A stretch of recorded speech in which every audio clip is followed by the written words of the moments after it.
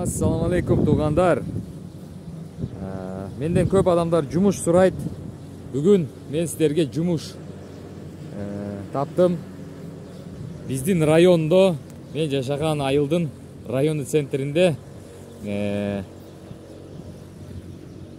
үй-бүлөсі бар. Аял киши, еркек киши. Жашы 45 жашқа чейін.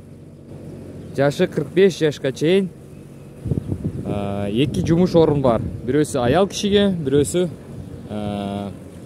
еркек кишиге. Бұл фермада жұмыш бар, достар. Фермада мал қарамағаны, мал қарағаны, малдың артыдан қарағаны. Толығы менен жатақ қана жері менен. Жатағы мына үй, ношу үй жатақхана. Азыр ичини тартып жөнөтөм. Жатақхана бекер. Туғандар, ушул гараждан кирилет. Бияк курук, бул гараж. Шефтин машинеси ушул жерде турат. Үй мынаке бериле турган бекер үй. Эгерде сиздер үй бүлөлүү адам болсоңуздар, то есть бир семья болсо, мынтип свет жанат экен, мына прихожка, мына жерде гардероб кылып койсо болот. Бул үй сатылбайт. Да, бир жолу айткем, бул үйдө жашаса болот. Мынаке үйдө таза, газ баллон бар, кухня бар, плита бар, печка бар. Печка менен каланат. Ушул жерде жашап, жана ишти уланса болот. Но жерде ванный комнатасы бар, мынаке. Жакшынакай водонагреватель менен, туалет менен жумуш бар. Семейнилерге 3000. Омдай жатак жери бар, телевизор бар, мынаке. Могу жерде жатса болот. Аял киши келсе, мына жерге парда илип койсо жакшы болот. Достор, ушул жерде иштеп, ушул жерде жашаса болот. Жатакхана бекер. Эгерде балдарыңар болсо дагы эч нерсе эмес, балаңыздар менен келип жашасаңыз болот. Бирок 2-1 бала ашып кетсе, 2 бала.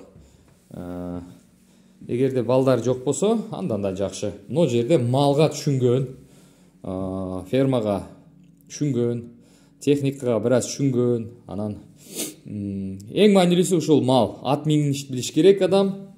Ат мингенди билиш керек. Жаз жайында, кыш күзүндө 4 мезгил болсо, 4 мезгилде калып туруп иштесе болот. Күнүнө 1,5 миңден бир адамга. Аял кишиге, еркек кишиге, эгерде жумушун толук аткара турган болушса. Жатакхана мындай, достор. Жакшынакай мынаке. Таптаза ремонт болгон. Сонун ыңгайлуу шарттары менен ушул жерде чоң территорияда жашап, өмүр сүрүп, айлык алып жашаса болот. Тамак аш бекер эмес, достор. Тамак ашка албетте өзүңүздөр аласыздар. Бирок бул жерде магазин, дүкөндөр бар. Шеф менен аптада 1 жолу, 2 жолу барып келсеңиздер болот. Эгерде өзүңүздөрдө машинаңыз болсо, анда да жакшы. Башка жумуш таап бере албайм. Ушул бул адамга керек болгондуктан, анан мага көп чалуулар болот, жумуш таап бер дегендерге. Ошол бул адамдын суроосу менен, сиздердин талабыңыздар менен ушул үйдү, анан ушул жумушту сиздерге сунуштап жатам.